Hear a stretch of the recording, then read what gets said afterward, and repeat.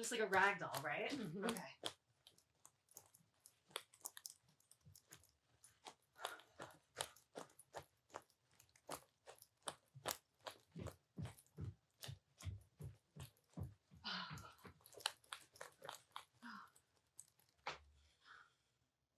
Wow.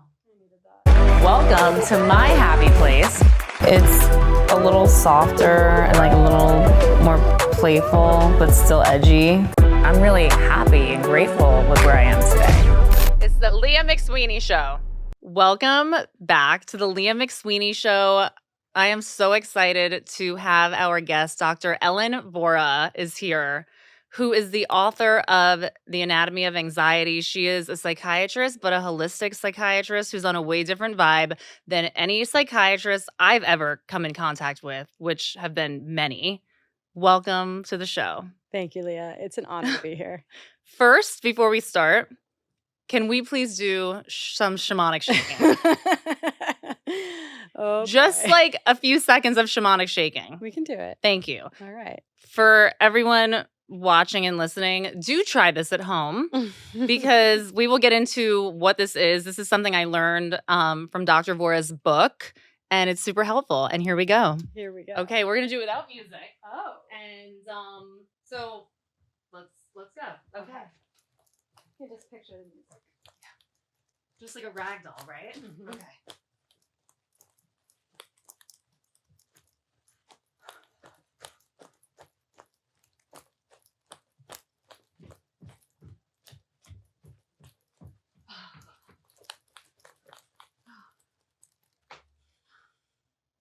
Wow. I needed that. And what is it? The fight or flight response? No, it's the Parasympathetic response. And now it's come. It's the end of the cycle. Exactly. Right? We completed the stress cycle. We completed the stress cycle. Oh my God, this is so exciting.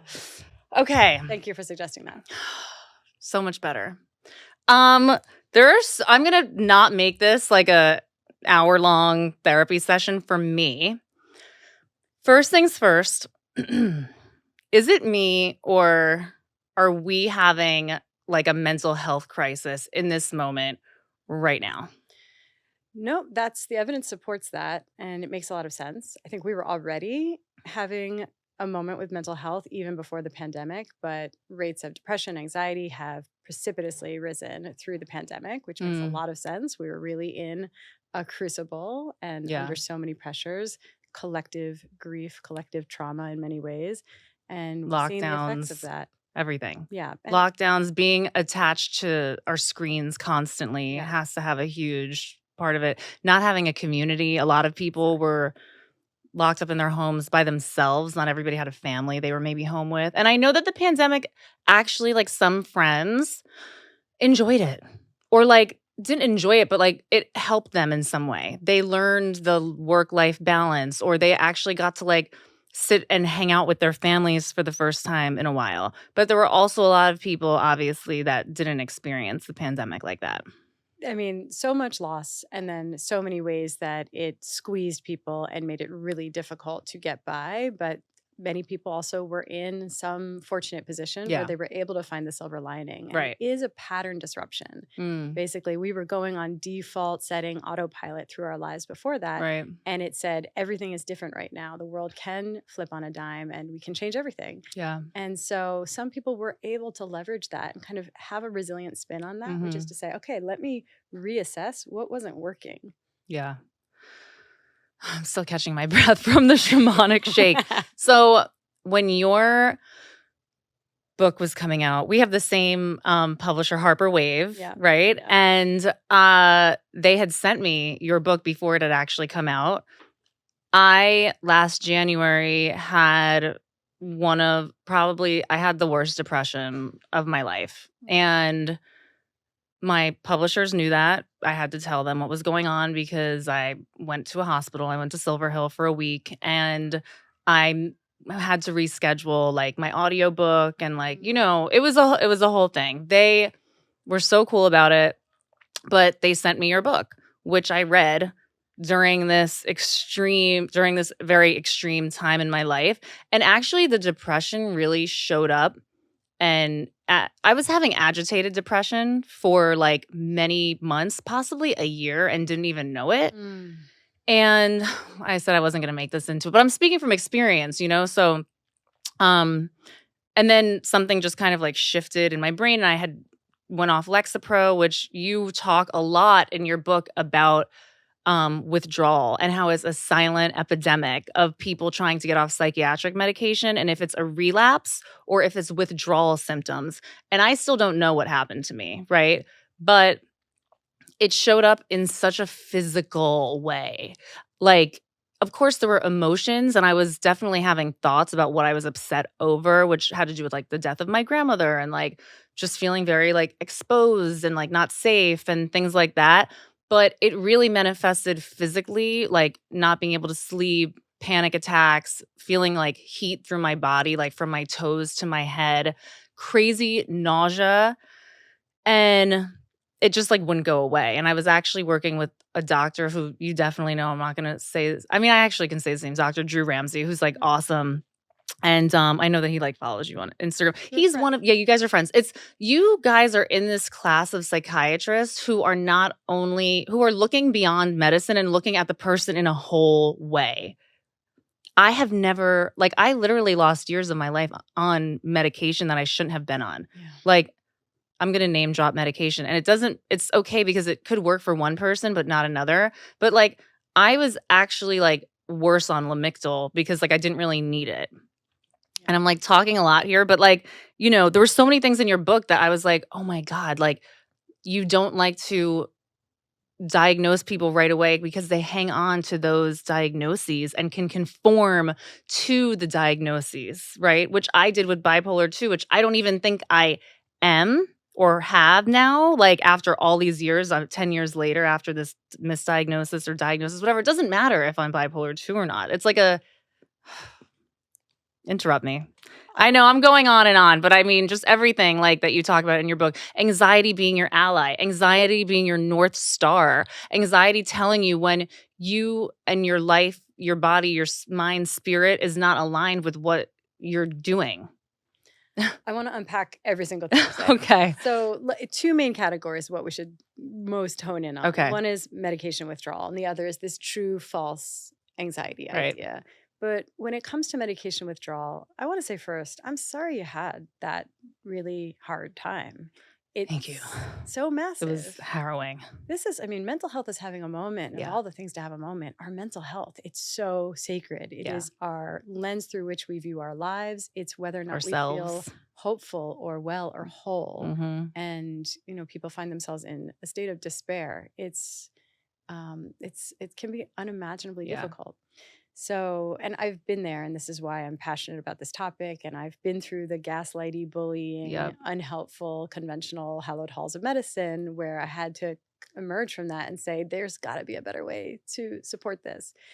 So I don't know exactly the chronology of when you got off Lexapro, but I think that this is the conversation we need to be happening right now in this moment, which is not to say there's anything wrong with medication. No. God, no. I'm a psychiatrist. I prescribe medication. I have patients on medication. So this is not some kind of dogma against medication. No way. And for anyone who's out there listening and thinking like, I'm helped by my medication. I am. I'm on Prestique. Yeah. I'm on an SNRI now, and it's helping me. Yeah. It's definitely very helpful. And the only correct response to someone who's helped by their medication is hallelujah. Hell yeah. So it's like, I'm in the business of decreasing human suffering. And when that's the path up the mountain for somebody, it's a great thing. Mm-hmm. The issue I take with it is maybe threefold. One is that not everyone is helped. So we now know that the stats are in, and some 10% of people are in remission after a year on antidepressants. Wow. There's about a 30% benefit at the beginning, but for mild to moderate depression, it doesn't separate from placebo, which placebo is nothing to sneeze at. Right. If it works, it works, right? In support of a benign placebo, not something that comes with side effects or even potentially adverse effects. But informed consent is really the most important thing here. People deserve to know the real efficacy and the potential for discontinuation syndrome or withdrawal effects when they get off of it. They just deserve to know that before they take the first pill. Of course, so they can make the decision for themselves, right? That, and also so that if and when they do get off of it for one reason or another, maybe they need to switch medications, maybe it's a family planning consideration or a contraindication with something else. Right. If someone is getting off of a medication, they need to be informed in that moment that there's a potential for a withdrawal. Because what happens instead is they go off of it, usually with very little support from a practitioner. And even if the practitioner is supportive, which many of them are not, because the fact is it makes somebody a worse customer. There's liability. It's like, why would we support that? Yeah, And exactly. so the door slams in your face. But if somebody does support you, we're not trained in supporting medication discontinuation. So we unhelpfully suggest maybe you should go, split it in half for a week or two and then go off of it. Yeah. Or we're like, take it every other day. And these Right. are actually not good strategies. So then someone is thrown precipitously into withdrawal and they don't know to call that withdrawal. So instead, they think it's relapse. Instead, they just think they had their worst depression of their life. Instead, they're just saying, this is me. I have panic attacks and I can't sleep. But those are all potentially withdrawal symptoms. That's why it's a silent epidemic. That's why we need to be talking about it so that people know what they're going through and so we can support it appropriately. So I tried once I started having these panic attacks, which happened while I was in the Dominican Republic with my daughter and had to go to an emergency room there and was like, please God help me. And then she got COVID and I couldn't come back to the States. No, it was actually like White Lotus times a horror movie. It was the craziest. I was like, this is like God, like what lesson am I learning here? Please tell me. I tried going back on the Lexapro. Yeah. It did not do a thing. Like it did not touch what was dealing with. And I truly do feel like I was also dealing with like a spiritual, mental, emotional component to all of this as well, because I was not tending to myself, and I think just a lot of things with like ending up on TV and like not having proper support, just that kind of stuff, like all of it compounded. But I do think that also going off the Lexapro did agitate and like I didn't do it slow enough maybe, Right. And you talk a lot in your book about Klonopin. Yeah. That is the devil drug.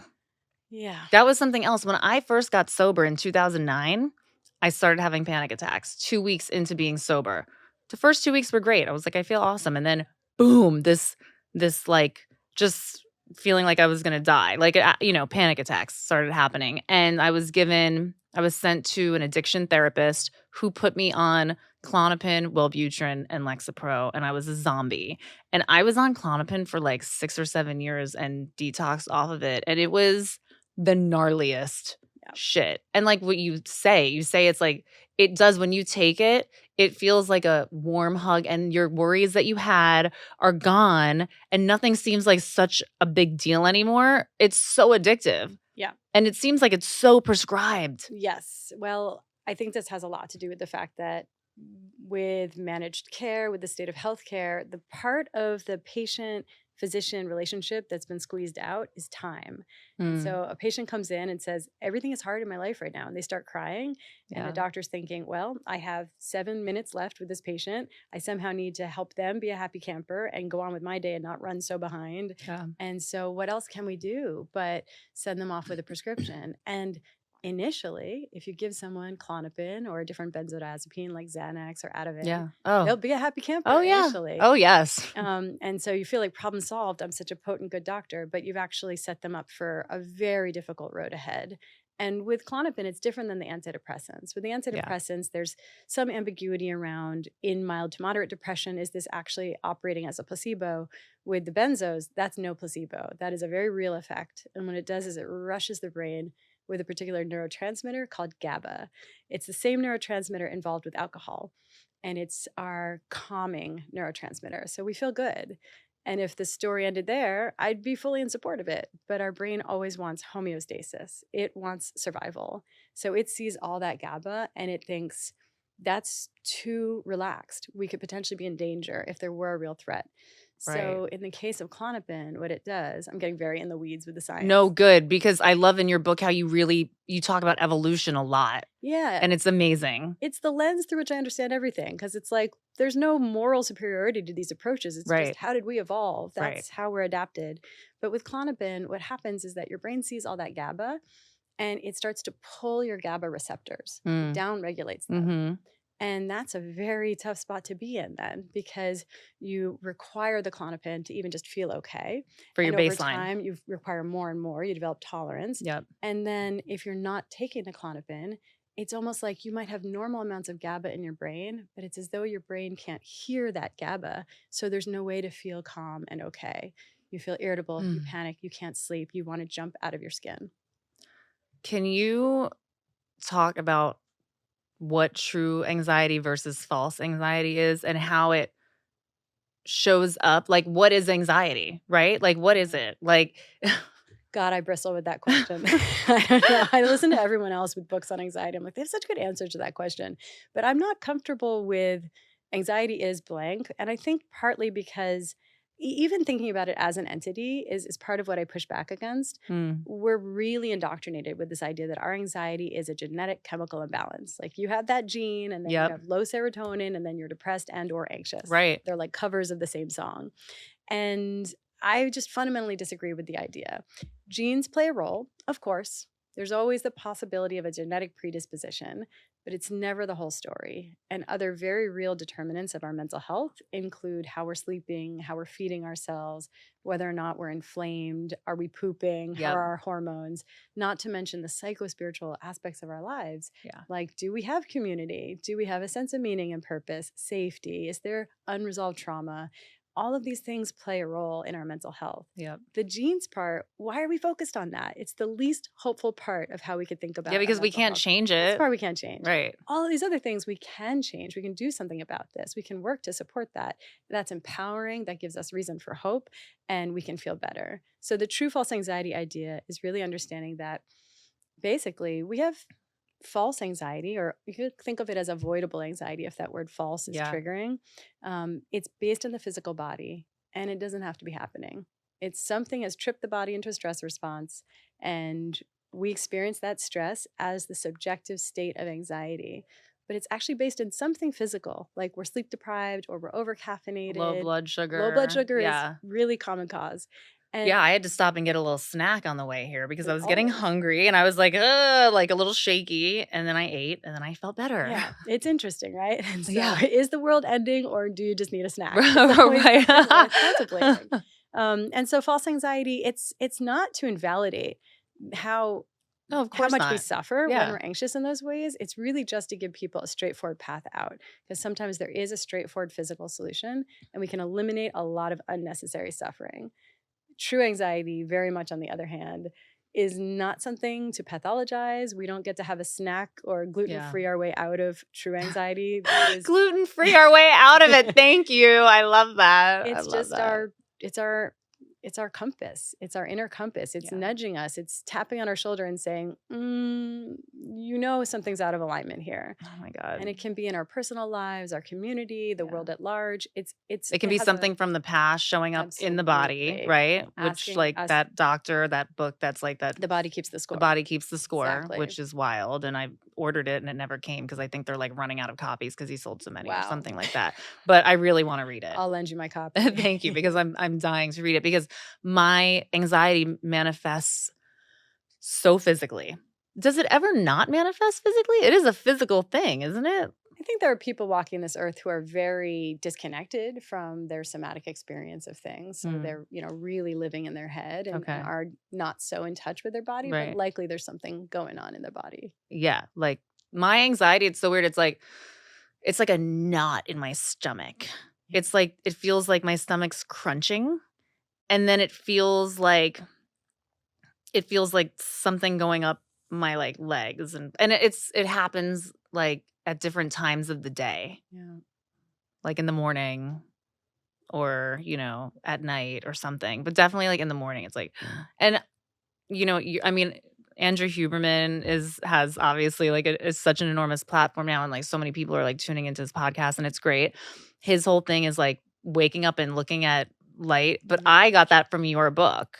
Do you talk about that in your Absolutely, Yes, and I started doing that back in January and February, all of last winter, and I still do it because like I had read in your book that it is so helpful for the circadian clock and your sleeping rhythm and just your depression and anxiety, period. Waking up and getting sunlight in your eyes within the first 10 minutes and taking a walk. Exactly. It's really built on the premise that the brain, the body, it actually is reasonably well designed. Like there are a few true design flaws, like the knee joint, menopause, like there are issues, but for the most part, we are built to thrive. Right. And that doesn't mean our lives aren't going to be difficult. We're always going to have stressors and challenging circumstances. We're going to have loss and grief. Yeah. But we can be resilient in the face of our challenges if we give our bodies the right inputs. And modern life is basically a perfect storm of all the wrong inputs. And so this doesn't have to be high tech. It doesn't have to be fancy. It doesn't have to be expensive. It's really just getting back to the fundamentals of what are the circumstances under which we evolved, and can we approximate that to some degree in modern life? We evolved where we had a circadian rhythm synced up with the sun and the moon. Right. And where we would be sleeping in darkness, awake during the light, be outside, actually exposed to sunshine. Yeah. And if you can get your sleep right, which light is the most important cue for helping your body sleep well, once you get your sleep right, everything gets easier. Oh my God, Everything. it's such a game changer. Yeah. Like it is such a game changer to sleep. And like for years, doctors had me on Seroquel, Zyprexa, low doses, like just for sleep. Yeah. I never thought I'd be able to sleep naturally, and I sleep naturally. And it's like the best feeling in the world. And I'm like, oh, I can do this. Mhm. Like I was tricked into thinking I couldn't. And I did have issues with sleeping. I was like scared to sleep. I like didn't want to turn off, or like you talk about back in the day, like if you sleep, you would be prey for like the predators that are like around you. But like we're okay to sleep now. Like That's we true. can sleep. We're quite safe, but not if we doom scroll on our phones at like No. 11:45. We feel surrounded by danger, and our body's like, I'm not going to surrender into a state of sleep. No, at 11:45, I'm in bed. I have my weighted blanket on me. Okay. If I am on my phone, I have my blue light blocking glasses on. Good student. Or I really try to not be on my phone though. I read a book. It's just so much better. I'll drink my calm drink with magnesium. I'm doing all the things. And I think it's like so important to recognize, because we all have such a fraught relationship with sleep. I mean, there's a few people that are like, what? I just sleep. It's no big deal. How Must be nice. Like people on airplanes that are just like knocked out in like 1 second. I'm like, how the hell do you do that? Or Teach like me. many dudes, just as a category. Totally. But a perimenopausal woman, forget about it. But we Yeah. end up with having all this overthinking around sleep, and we feel like it's broken, and we feel we're psyched out of it. We think, oh God, like this isn't going to work. So I think it's really important to lose some of that angst and About fraughtness sleep. around sleep, because when we're angsty about it, it can become a self-fulfilling prophecy. Completely. So we need to but I think the way we fundamentally shift on this is to recognize sleep is supposed to work. Your brain, your body, they know how to sleep. They want to sleep. Yeah. It needs a certain set of inputs, and Right. it needs to not have a different set of inputs. Yeah. So, it needs sunshine first thing in the morning. It needs darkness after sunset. Ideally, you're even seeing that transition of light. Like you might even witness the sunset. Yeah. And then we need some amount of safety before bed. Right. Magnesium can be helpful. A cold bedroom is helpful. Mm. And it needs to not be bathed in caffeine, alcohol, and screens right Yeah. before bed, or really close to bed at all. I have this like now when the sun starts to go down, I like make sure that like my lights are dimmed. I do all of that. And I was at my friend's house in Miami like a couple months ago, and they leave those lights on till like midnight. I'm like, guys, you need dimmers. What are you doing? This is crazy. I feel like I have a lot of parent friends who, you'll go over to their house in the evening and they're like, why doesn't my child sleep? And you're in the house and the TV is on, these LED lights, super bright lights. glaring, Exactly. lots of stimulation, lots of light cues, chaos. And then it's like as if the body can go on your marks, get And just go fall asleep. change. Like the light cue alone, it's going into our eyes, tracking to a part of the brain called the suprachiasmatic nucleus. I'm just leaning full into the science. Lean in, girl. I love it. And that is the part of our brain that's always surveying the landscape to understand what time of day it is. Wow. And the only cue it really has to know what time of day it is light.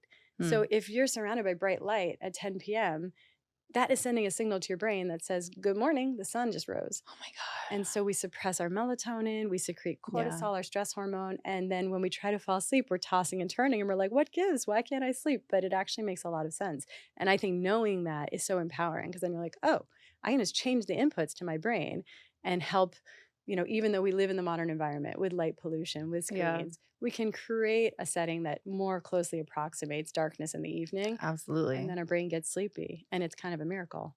It is. And I'm so glad that you brought up perimenopausal, and I'm glad that you brought up the stress hormone cortisol, because my mom also wanted me to ask you this, and she wanted to be here today, okay? Like, 'cause she's a therapist, but she's really had so many questions for you, but she was like, please ask her about this. And I'm like, Mom, it's already on my list. We're like on the same page. How much and pretty much this would really be about female hormones, like how much do our hormones play in anxiety's role? Me, the way I think about this is like, have you ever experienced PMS? I have PMDD, okay? Yeah. Like it's Like, unmanageable. so hormones impact our mood enormously. But And how do as we we- know, But how can we make that? Isn't there a way that we can mimic? Like, I've thought about getting the IUD, which I don't really want, but I'm like, please stop my PMSing. yeah. So perimenopause is a tricky pickle. And the way I think about it, so PMS, let me like address that slightly separately. Yeah. We're just going to keep going full in on science. Let's go. Go. And this might actually, someone brought to mind that this actually might not be as simple as I'm about to explain it, but this is the way I make sense of this. Okay. We do have these, this symphony of hormones throughout the month, but in modern life, we've gotten very out of balance for two main reasons. And one is that we're exposed to a lot of external things that mimic estrogen in the body. They're called xenoestrogens. And it comes from our personal care products and our perfume and our makeup and cleaning products and hair products and What about food? plastics and pesticides. So, oh my God, we're fucked. So yeah, but it's That's why all you of have us. your bottle, your glass bottle, This is right, right? and it's Mountain Valley spring water, and I'm truly the worst. So we have it, rather than having this much estrogen and this much progesterone, because in modern life we have this much estrogen. But then, in addition to that, our progesterone, if this is actually the case, which now I'm starting to wonder, but basically what I was taught in medical school is something called pregnenolone steal, Okay. which has to do with the fact that there's a common precursor, pregnenolone, that helps us make progesterone, our female hormone, and cortisol, our stress hormone. So if we are in a state of chronic low-grade stress throughout our lives, every day the body has to triage. It says, should we have a normal menstrual cycle or should we deal with this potential life-threatening stressor? Right. And it's going to always triage toward, let's deal with the stressor. So it steals the pregnenolone away from making progesterone toward making cortisol.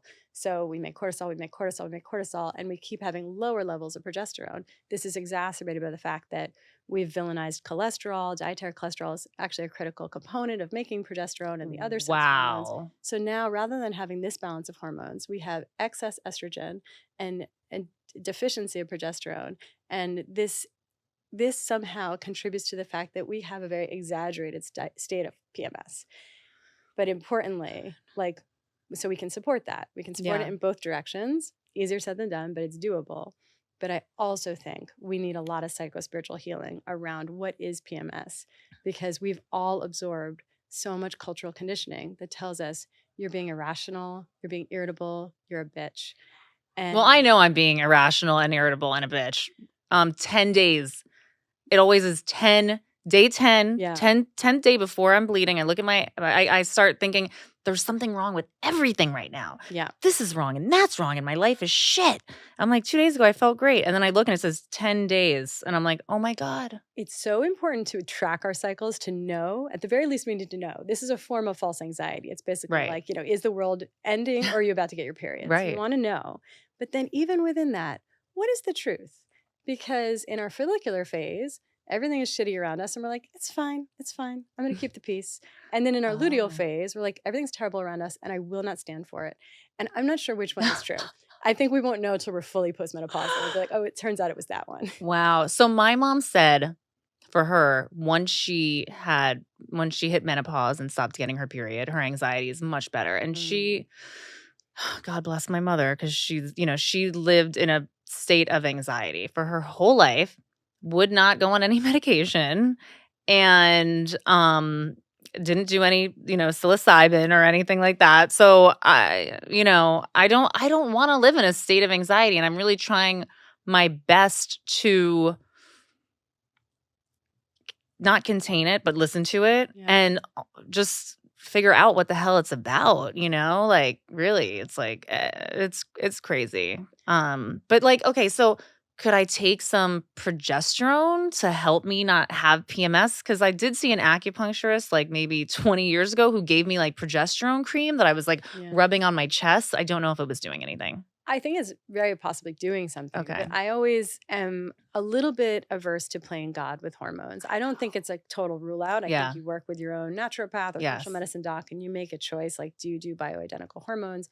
Oh, But I've heard about that, the it bioidentical can hormones. be great. But overall, I'm always going to be an advocate for like, let's change the inputs to the system and just support ourselves so that our body is doing this properly on its own. But that's Okay. where perimenopause is tricky because there is no evolutionary adaptation to that waning hormone level because menopause is by definition post-reproductive. Right. So there's no way for that we can't develop adaptations to that in the genome.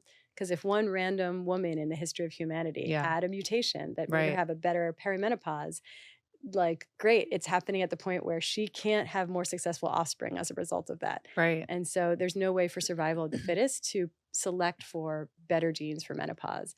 So instead, what the body does is it responds to the waning hormones in the way that would make sense in the reproductive years of life.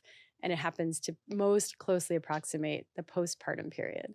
So we're kind of like mobilizing calcium from our bones, maybe to mobilize it for breast milk. We're radiating heat to keep the infant warm. Our sleep is more superficial because we should wake up to the cries of our infant. This is a theory, but to me, it makes a lot of sense. That makes so much sense. And so there isn't a perfect solution to perimenopause, but everything I do to support anxiety and sleep in reproductive years still applies and it's still supportive. It doesn't fix it or solve it 100%, but it sure makes it better. Wait, you just blew my mind that hot flashes are meant to keep the infant warm. It's a theory. Oh my God, that's crazy. It makes sense. That makes so much sense. Yeah. Okay, I want to go back to, well, this is another question. Can you get, and I think I actually had my doctor test me for this stuff, but everything looked normal. You can actually test yourself for cortisol levels and what about norepinephrine? How do you say it? Noradrenaline? No. Norepinephrine? Yes, Yeah. norepinephrine. You can test all these things. As I've been practicing functional medicine now for, I'm not sure, a little over a decade, I do less and less testing. So I was finding that it wasn't actually steering management in a meaningful way. Every once in a while, you have a very disordered cortisol wave through the day. But overall, it's still the same practices, getting back to the fundamentals. Right. Can you get to bed at a reasonable bedtime? Can you say no and do less and have less to keep us frantic and running around during the day? Can we support our bodies with juicy nutrition? Can we feel our feelings and process that energy in the way that needs to be? So it really is still the basics. Can we connect to nature? Can we have community? Can we get sunshine? Can we move our bodies? Like that's always going to be the solution. There's every once in a while something very rare going on where it's like, okay, this requires a particular intervention, but I don't even get there until someone is maxed out on the fundamentals because that's really what keeps us well. You try all the other stuff like first, right? Like you make sure all of the other stuff is like happening. Yeah. Before you dig deeper, because it could be any of this stuff and it really makes you feel better, this stuff. It does. It's better for the most part than medications that I've tried. That's right. It's actually, it really is more effective with fewer side effects and many side benefits. And we're in a really funny cultural moment right now on social media where people are sort of coming forth and saying, I'm taking my stupid walk for my stupid mental health. And there's all these new kind of humor around it that's saying, I really am sorry, I'm the worst, but it turns out I tried these holistic approaches and I'm sorry, but they actually did help. And we're like apologizing for the fact that, because it's annoying. We don't want to hear that we could just take a walk or go to bed earlier and it would support our mental health. It's insulting. It makes us feel like caught in a like, why didn't I think of that? And it feels like it trivializes something so important. Our mental health feels so heavy and so big. How could something as simple as a walk or an earlier bedtime or nutrition help our mental health? Like it feels out of proportion, but it turns out like mental health is actually fairly low tech. It doesn't have to be so high tech as we've been taught. Yeah. So something else that you talk about in your book, well, many things. I'm like choosing between talk about the red meat stuff or the serotonin versus inflammation. Mm-hmm. Let's go with that because I know that there were studies done fairly recently, I think, that we used to think that depression was from a lack of serotonin, Yeah. right? Which is why we have serotonin inhibitor, SSRI medications. And now we're being told that it's not just a serotonin issue, or it may not be a serotonin issue, period. Yeah. It could be inflammation as well. Yeah. So what you're referring to, there's a paper that came out last summer in, I think, the Journal of Molecular Biology by a man named Michael Horowitz. I hope I'm getting those details right.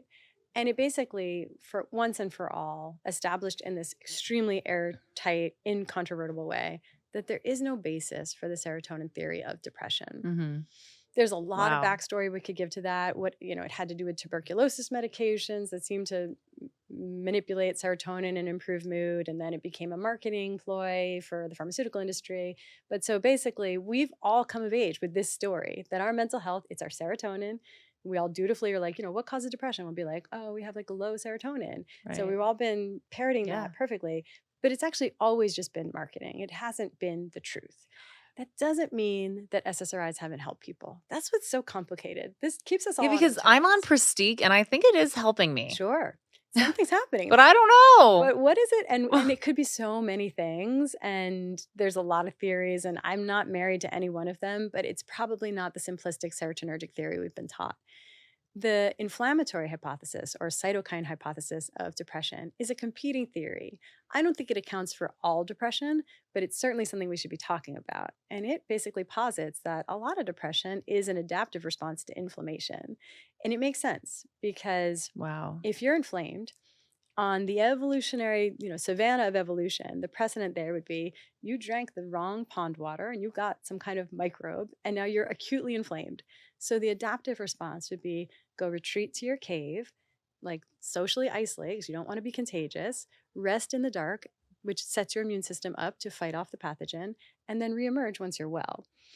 The trouble with modern life is that we're not so much having an issue with the wrong pond water. We're in a state of chronic low-grade inflammation because modern life is so inflammatory and immune dysregulating. And so we're in this state that's like the chronic sick response. Wow. And it looks a lot like the symptoms of depression. Absolutely. Retreat to your cave, lay down, don't get up, There you don't go. do anything. Socially isolate. You don't want Oh, work. yeah. Yeah.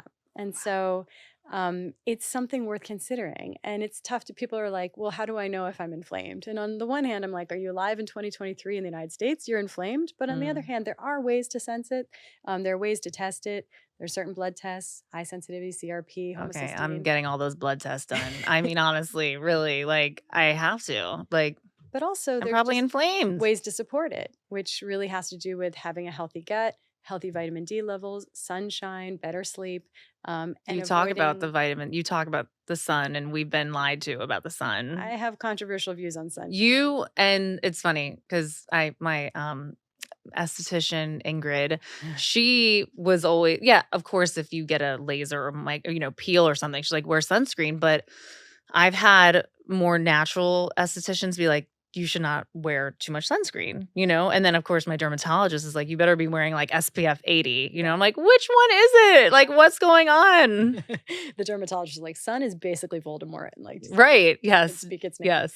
I think that you want to go there? Go there.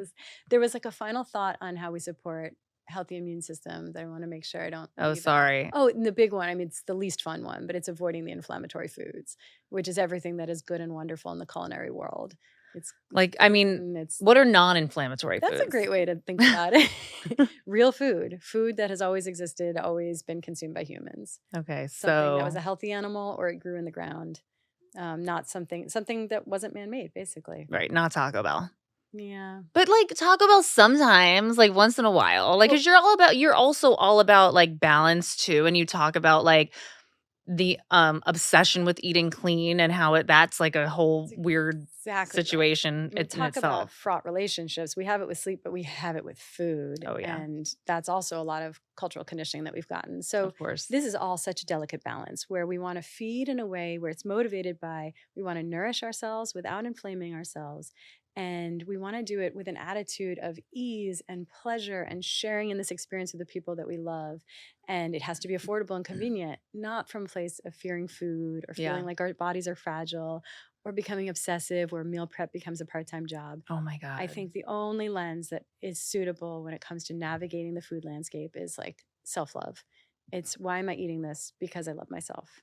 And that can mean sometimes you're eating the Taco Bell, and it can mean sometimes you're choosing not to eat the Taco Bell. Yeah. And it's a moment to moment dance you do with yourself. Right. I mean, I have to say that there are definitely like influencers on Instagram, like health influencers or whatever, that like to me are like so obviously like just too obsessed with food or like not eating food and like are unhealthily thin looking. And I'm like, this isn't healthy. Like being this obsessed, working out 2 hours a day is not okay. Like that's not like healthy. Like unless you're like an athlete and you're training for the Olympics, then maybe that makes sense. But if you're, just a normal person, that seems like a bit much. Like what's motivating it, right? Like if Right. someone's like, I like to hike for 2 hours a day, I'd be like, that sounds pretty healthy. But I think that if someone is doing it from a place of self-negation, self-punishment, I have to look this way. Right. Like having a tight grip on it, Yes. that's not healthy and ultimately counter-therapeutic. If we're doing this to feel good, Totally. we won't feel better.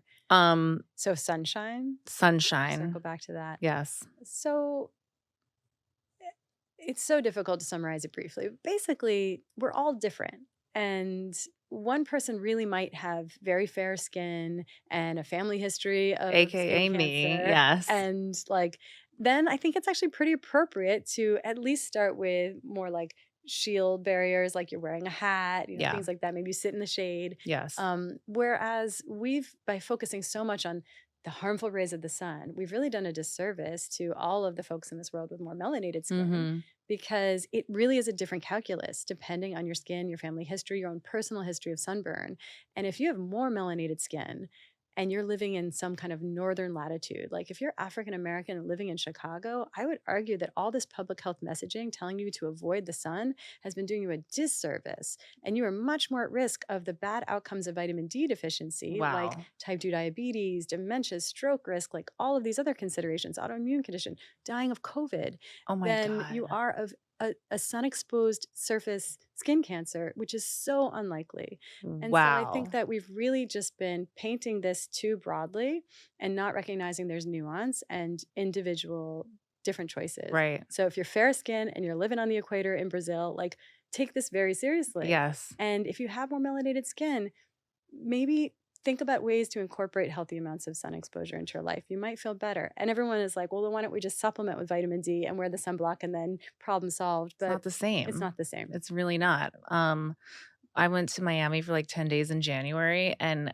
what that did for my mood, I came back being like, life is wonderful. I'm like, who am I? Like, I need to get back there soon because it made such a difference. I also just want to say, like, you talk about topics with such nuance and delicacy in your book, and it's such a beautiful thing, just talking about nutritional needs and dietary like stuff, and along with like body positivity and not like shaming people and things like that. And it's not an easy, these aren't easy conversations, and like the way you talk about it in your book is really amazing. So thanks. That's the goal. I mean, like I want this to help people truly. And there is no one size fits all simple answer to these difficult questions. Yeah. The reason we have such cultural hyperpolarization on some of these things is because there isn't an easy answer. Right. The body positivity, toxic diet culture, that sort of spectrum and tension, I think is so interesting and so vitally important. Yes. Because I realized like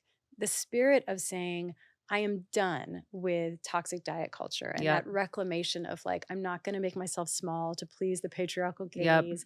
I'm not going to restrict. That was always a losing prospect. Like, it's such a beautiful spirit. Absolutely. I think inadvertently we ran right into the arms of a different patriarchy of the processed food industry that says, yes, treat yourself, be addicted to the food that I'm selling. And if it made us feel well, I'd be on board with it. I don't care like how big someone's body is. Right. I want people to feel good. Yeah. And to feel good, we have to have good physical health and we need good mental health. And those are in a relationship with each other. Oh, mental health is health. Yeah. It really is.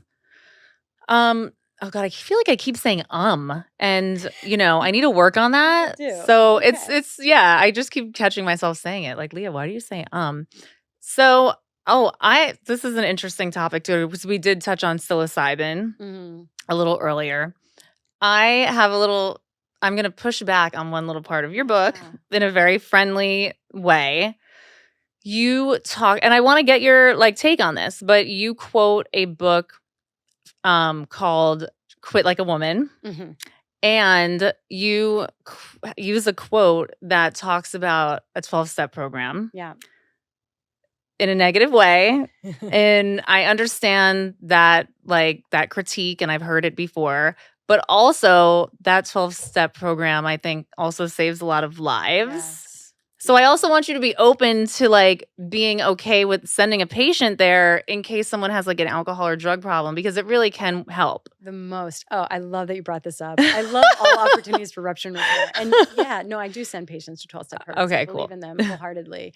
In a weird way, I was using that quote I like that book a lot. I want to read it. I do. The author is Yeah. a friend of mine, full disclosure. Oh, cool. Holly, right. It's a great book. But I think that I was actually using that 12-step thing as an analogy for why I don't like CBT. Yes, I noticed that It was too. a very complicated. Okay, I did notice that. Yeah, Um, because I noticed you weren't really talking about 12-step programs. Right, You were right. talking about CBT, but it was about AA. When we have a consensus treatment that everyone's like, it's the evidence-based treatment, it's the best, it's the way to do this. And I'm like, it lends itself to the phenotypically male experience more than it does to the phenotypically female experience. Totally. And I think that I just want us, because I'll see women going through these situations, and once in a while it's a mismatch, but then they blame themselves. And they think there must be something wrong with me that this didn't work for me. So I always want to advocate for this works really well for men. And there's some scenarios in which this might not work well for women. Interesting. Because there are a lot, there's so many women in the program, Sure. obviously, Whose lives are saved by it. Saved. Absolutely. Saved. But Yeah. the literature obviously was written Always. a very long time ago. But I also will say, and I don't know if you've read any of the literature, it's pretty amazing. Oh, yeah. It's fucking magical, some of this shit. And the way that, and I know it's weird to be taught, they're don't talk about AA in the press and blah, blah, blah. But the way that AA was formed, and look, the 12 steps came from the Oxford group, which was, a Christian group. But the way that even Dr. Carl Jung said to one of his patients, he was obviously seeing these wealthy businessmen that could afford to be flown to, wherever he lived. Yeah. Was it Austria? That's where Freud lived. I don't know. I don't know where Dr. Jung lived, but I know it was far away from America. But people were going there. And he would say to these alcoholic men who could not stop drinking, he would say, I'm sorry, I can't help you. You need a spiritual experience. Yeah. And is AA the only way? No. I'm down with that. It's just what helps me. Yeah. And I can't judge anyone else's road to recovery. I feel like you brought this up in this exact perfect moment because it does connect to psychedelics in a lot of interesting ways. Yes. Even the fact that Yes. Bill W., I believe, first He did. first insight with LSD. Yes. And Holly's point, just to give it sort of proper due. Yes, I do, will because I didn't paraphrase read it and I do want to read her book. I'll paraphrase it terribly, but it's basically, she was like, okay, here's what you're telling me. You're telling me hand over my power, Mhm. apologize, feel like what a jerk I've been, and and basically say you're no good, downsize your ego.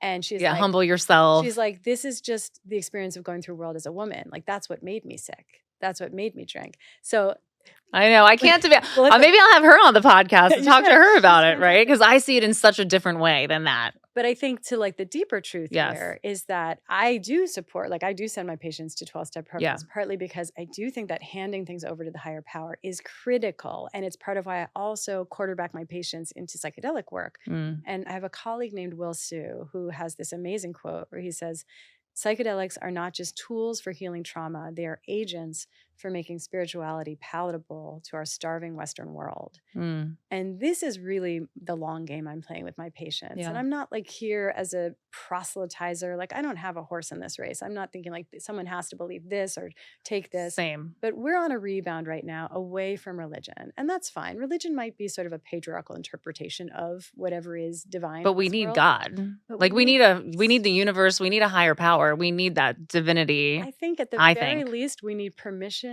to seek and to ask those bigger questions. And wherever we land, that's our truth. But I want people to give themselves permission to seek. And I think we've swung away from that. And we've lost community with it. We've lost awe with it and a lot of comfort and source of meaning. But I think that when someone is really stuck with their mental health, with their substance abuse, feeling that experience of perhaps there is something vastly beyond my comprehension occurring here. Yeah. And perhaps there is a benevolent force that, for lack of a less cliched word, is love permeating this universe. Once you feel that, then it makes it a lot easier to finally get to some stable ground. Yeah. And to make different choices and to recognize your worthiness of feeling better and to just start the ball in motion so you can feel whole. Absolutely. And look, I know women in the program who are doing ketamine infusions for their depression, and share about it at meetings, Yeah. which I think is incredible. And like some people don't like it. I think they're brave to share about it in a room full of people who are saying abstinence is the only way, I told my mother if I got hit with a depression again that I had last year, which I pray to God that never happens again, I am not taking another fucking pill. I'm not taking any kind of psych medication. I am going straight to the ketamine store. Yeah. And like that's how I'm dealing with it. Yeah. Because I've been reading so much good stuff about it. So do you have your patients do psilocybin in your office? No, I don't No. facilitate You any don't. psychedelic You work. don't. Okay. That's not even me like being medical legally savvy. Like it's just the truth. I don't. Okay. I quarterback people. I basically figure out when is my patient at the right time? Is it the right indication? Like when is psychedelics potentially having a role in someone's path and then pointing them in the right direction? And for one patient, that might be ketamine clinic down the road. Yeah. And for someone else, it might be. There's actually go to one like Peru. down. Oh, yeah. Yeah, it's like very close. Yeah. Yeah, I was like, oh, and it's close to my apartment. Cool. In case I need it. and some of my patients, I'm saying like, don't pass go or collect $200. You go straight to Peru and you work with ayahuasca. Usually it's not that, but sometimes. And sometimes. Which you've done. Yes. You talk about it in your book. Yeah. Can you talk about that? Yeah. Can you talk about that? Yeah. Okay, tell me. I mean, that was amazing. Oh my God. And how many times did you do it? Well, a lot now. It's so interesting to be asking the like psychiatrist questions about her own life, like, because I'm not used to that. So it's, I feel only share with what you feel comfortable sharing, obviously. The only reason I struggle and stammer with this question is that there's like, I can perform evidence-based conversation around all these other topics. But when it gets into this one, I'm just fully off the deep end and like my witchiness and believing in magic, which I'm comfortable with myself, but I'm always like, need to know my audience. Like, what are people ready for? Because it sounds really out there. But for me, like. No, it doesn't. I don't think it does. It doesn't sound out there. I mean, a lot of people are doing ayahuasca now, right? No, true. But my experience with it, I would say, well, here's my truth with it. Yes. I think that was all just a preamble to like be like permission to sound crazy. So here we go. Go for it. So it felt like it was, loosely in the back of my mind. And then in the way that often happens with these medicines, a friend of mine I was like, what are you up to? And travel coming up. She's like, actually, I'm going to Brazil next week to work with ayahuasca. And I was like, I knew in that moment, I was like, I'm going with her. It was so uncanny. It was a download. Wow. I knew, and it made no sense. My life was very overscheduled at the time. And I have a 3-year-old. Right. And I opened up my calendar and the exact 6 days that she was going to be in Brazil were somehow completely open in my schedule. And then I went to the Brazil embassy and somehow their like chaotic system, I got the visa and when the universe wants to conspire with you, like it just rolls out the red carpet. And so got on a flight a couple of days later and I was in Brazil. And the first night I got there after a sleepless red eye, because I'm not one of those life girls who falls asleep on the plane. I was having my first ayahuasca ceremony and it's beautiful, incredible, sacred medicine that I feel the utmost reverence and gratitude for. And it felt like on one hand, it was for my benefit and it was healing. Work with psychedelics has really helped me in my relationship and as a parent and as a physician. I think it's really helped me show up in the right way. But I also got a very strong message that this had to do with the work that I'm doing here with mental health. And so the download that grandmother ayahuasca gave me was, you heal the bodies. And so I was like, got it. Mission accepted. And so that's what I'm working on doing out here. No, I want to do ayahuasca. I was always so scared of it because I know it's obviously so different, but doing so many drugs as like a teenager, doing acid and Special K. I know that sounds crazy and whatever, but that doesn't sound crazy because people are doing ketamine. And I had like these near-death experiences, not near-death experiences, but I felt like I had gone to the fourth dimension, or I did go to the fourth dimension, like of the universe, and talked to God and said, please send me back to Earth because I have things I need to do there, and I don't want to be in purgatory right now. And I felt like I was in purgatory. I'm sure ayahuasca is it's a different thing. Obviously, it's like a spiritual thing and you're with a shaman and etc. I was like on the floor of the limelight. So that's a little different. But I don't know, maybe I need to start doing psilocybin or something. I don't know. This is opening my eye. It's like, well, if I was so quick to take medication from this doc from Remron and Lamictal and Abilify and all this shit that I don't even fucking need. Not to knock medicine because I'm staying on my Prestique for a while until Dr. Vora allows me to be a patient. She gets me off of it. Yeah, I don't know. It sounds really The interesting. Prestique is a contraindication for working with ayahuasca. Less so psilocybin, but it's a little bit of a consideration. What do you mean? Oh, because you can't take ayahuasca when you're on SSRI, any kind of agent. right. But I want to I will put the caveats in around psychedelics because they're really important. I mean, one is that we're having a moment right now. It's this renaissance, and so everyone's like, great, let's all do this all the time. And I think that it really isn't indicated for everyone. I have patients who I don't want to send for work with psychedelics. I think if there's a brain that's really stuck and entrenched, it can be so helpful to shake the snow globe and have the snow fall in a different pattern, a new window of neuroplasticity, neurogenesis, and you can change your patterns. But you don't want to shake all those brains. You don't want to shake all brains. They're chaotic brains, and I'm actually really looking to ground and stabilize those brains.